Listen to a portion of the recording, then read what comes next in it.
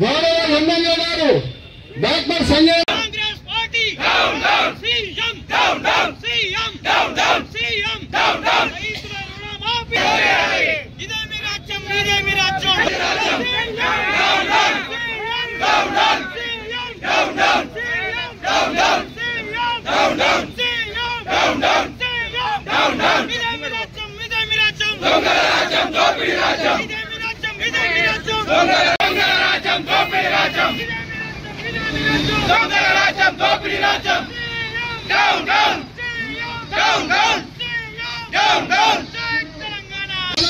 చేస్తున్నారు గౌరవ శాసనసభ్యులు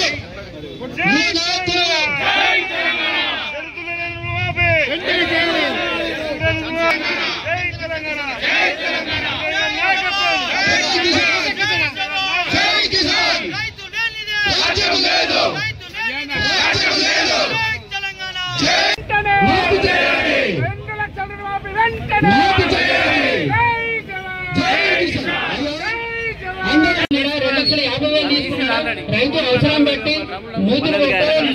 మీకెళ్ళి ఆయన లోన్ ఎక్కడ తీసుకుంటే ఇలా నీ 2 లక్షలు దాటింది, 2,50,000 ఉంది, 2,10,000 ఉంది అని చెప్పి ఇలా మీరు రుణమాఫీని ఆపేసి బ్యాంకులకు ఇన్స్ట్రక్షన్ ఎక్కడే ఉన్నారో మీరు రేషన్ కార్డు ప్రమాణికం చేసి ఆ రైతుల మొత్తం ఇంకా 35%, 40%. 23 సంవత్సరం డిసెంబర్ 9 నాడు రుణమాఫీ చేస్తామని చెప్పి ఈ ప్రభుత్వం వాగ్దానం చేసి ఇవాళకి దగ్గర 9 నెలలు అవుతోంది. ఇంకో 10 నెలలు అవుతే దగ్గర 9 నెలలు. డిసెంబర్ 9 నుంచి 9 నెలల కాలం వచ్చింది ఆల్రెడీ. ఇప్పటి వరకు కూడా ఈ ప్రభుత్వం ప్రాబ్లం ఎక్కడ అంటే ఈ ప్రభుత్వానికి అవగాహన కూడా లేదు. మొట్టమొదల బ్యాంకర్స్ కమిటీ ఏమో 40,000 కోట్ల రుణం మాఫీ కావాలి అని చెప్పేసి బ్యాంకర్స్ కమిటీ ఇస్తుంది. ఆ తర్వాత ఈ ప్రభుత్వం కూడా మేము 40,000 కోట్లు రుణమాఫీ చేస్తామని ప్రభుత్వం చెప్తుంది ఫస్ట్.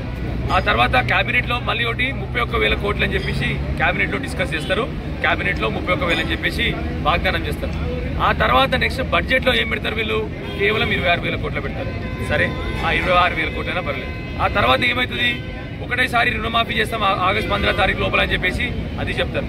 అది కాకుండా 3 విడతలుగా చేస్తారు. సరే, 3 విడతలుగా చేస్తారు. 3 విడతలుగా చేసినా కూడా ఏం చేసినారు ఇప్పుడు ప్రభుత్వము? ఇప్పటి వరకు కూడా ముఖ్యమంత్రికి రేవంత్ రెడ్డి గారేమో మేము ఒకటేసారి 31,000 కోట్లు రైతులకు రుణమాఫీ చేసినామని చెప్పేసి ప్రగల్భాలు పలుకుతారు. ఆయన ప్రగల్భాలు పలికితే ఆ తర్వాత ఏమవుతుంది? ఇవాళ ఆగస్టు 22వ తారీఖు ఇప్పటి వరకు మా కొరుట్ల కాన్స్టిట్యూన్సీలో కాన్స్టిట్యూన్సీ మొత్తంలో కేవలం 30% రైతులకు ఇప్పటి వరకు రుణమాఫీ జరిగింది. దానికి ఎన్నో క్లాజులు పెడతారు. ఎన్నో క్లాజులు పెట్టి అందరికీ రుణమాఫీ కొట్టారు. ఇప్పటి వరకు మా రైతులు బ్యాంకు చుట్టూ తిరిగి చెప్పులు అరిగిపోయినాయి తప్ప ఏ ఒక్కరికి రుణమాఫీ జరగట్లేదు. ఎందుకు జరగట్లేదు అని చెప్తే వాళ్ళ మంత్రులేమో మీటింగ్ పెట్టి మళ్ళీ ముఖ్యమంత్రి గారేమో 31,000 కోట్లు తీర్చేసామంటాడు. వాళ్ళ మంత్రులు పెట్టేసామో కొన్ని సాంకేతిక కారణాల వల్ల జరగలేదని చెప్పి ఉత్తమ్ కుమార్ రెడ్డి గారు చెప్తారు. ఇంకోరు బట్టి వర్గమకమారు ఏం చెప్తారు? బ్యాంకులు ఇంకా ఇస్తలేవు, కేవలం 7,500 కోట్లు ఇచ్చినాయని చెప్పి ఆయన చెప్తారు. పొంగులేటి గారు చెప్తారు ఇంకా 12,000 కోట్లు ఇచ్చేది ఉంది, అవి ఇస్తామని చెప్పి ఆయన చెప్తారు. కనీసం మంత్రులకు కూడా అవగాహన లేని ప్రభుత్వం ఈ ప్రభుత్వం. ఇంత అసమర్థ ప్రభుత్వం ఏ ఒక్కసారి కూడా మన తెలంగాణ రాష్ట్రం కాదు, సారీ అంతా పోయిన ఆంధ్ర రాష్ట్రంలో కూడా ఇంత అసమర్థమైన ప్రభుత్వం ఎప్పుడు చూడలేదు. ఇప్పటి వరకు రైతులకు అవసరమైన ఏంటి? రైతులకు కావాల్సింది నీళ్లు పంపింగ్ చేస్తలేరు. ఎట్లాగో రైతులకు కావాల్సింది కరెంటు అష్ట దరిద్రంగా ఉంది. ఆల్రెడీ కరెంట్ ఎక్కడ పడితే అక్కడ మళ్ళీ ట్రాన్స్ఫార్మర్లు కాలిపోతున్నాయి. నిన్నగాక మొన్న మా వర్షకొండల గ్రామంలో మొత్తం అందరు రైతులు కలిసి సబ్స్టేషన్ అంతా కూడా గెరవ్ చేసినారు. మూడోది రైతులకు కావాల్సింది ఏంది? విత్తనాలు. ఆ విత్తనాలు టైంకు పెడతలేరు. నాలుగోది రైతులకు కావాల్సింది ఏంది?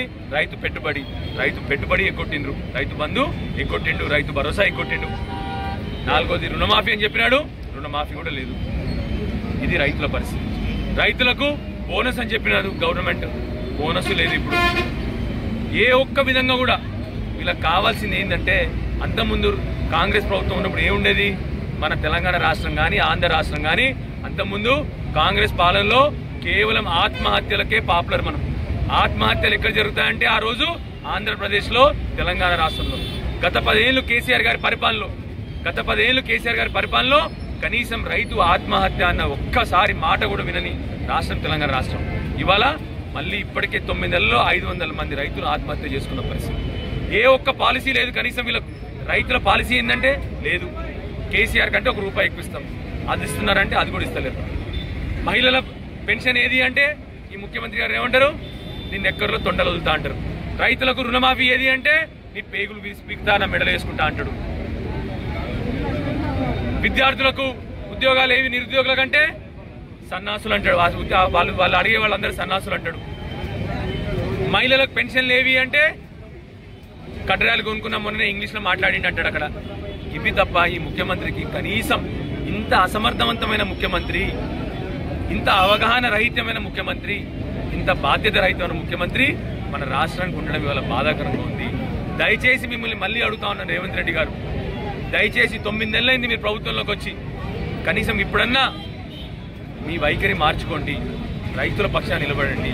500 మంది రైతులు ఆల్రెడీ ఆత్మహత్య చేసుకున్నారు. మిమ్మల్ని దయచేసి మా రైతుల పక్షాన మిమ్మల్ని రిక్వెస్ట్ చేస్తా ఉన్నాను. రైతు బంధు లేదు, విత్తనాలు లేవు, ఇక్కడ నీళ్లు లేవు, వర్షాలు లేవు, కరెంటు లేదు, రైతులు కోస పడతా ఉన్నారు. మిమ్మల్ని దయచేసి కనీసం వాళ్ళని కాపాడడానికి మీరు వాగ్దానం చేసినటువంటి కనీసం రుణమాఫీ అన్న దయచేసి మీరు వాగ్దానం చేసినటువంటి అది కూడా మీరు దేవుళ్ళ మీద ఒట్లు పెట్టుకొని, ప్రతి ఒక్క దేవుని మీద మీరు ఒట్టు పెట్టుకొని మీరు చేసిన వాగ్దానాన్ని నిలబెట్టుకోండి అని చెప్పి మిమ్మల్ని ఈ వేదిక నుండి మిమ్మల్ని మళ్ళొక్కసారి అభ్యర్థిస్తా ఉన్నాను, రిక్వెస్ట్ చేస్తా ఉన్నాను. దయచేసి ఈ రైతు ఆత్మహత్యలు కాకుండా మీరు వెంటనే ఈ రైతులకు రుణమాఫీ చేయాలని చెప్పి మిమ్మల్ని కోరుతూ, అదేవిధంగా రైతులకు రావాల్సిన కనీసం పెట్టుబడి మీరు ప్రామిస్ చేసిన రైతు భరోసా కాకపోయినా కేసీఆర్ గారు ఇచ్చిన రైతు బంధన్న ఇవ్వండి, కరెంటు సరిగ్గా టైంకి ఇవ్వండి, మాకు దయచేసి వాటర్ లిఫ్ట్ చేసి మా ఫ్లడ్ ఫ్లో కెనాల్ మా వరదకాలను నింపండి. ఇవన్నీ దయచేసి వెంటనే చేయాలని చెప్పి ముఖ్యమంత్రి రేవంత్ రెడ్డి గారిని ఈ వేదిక నుంచి కోరుతా ఉన్నాను. జై తెలంగాణ.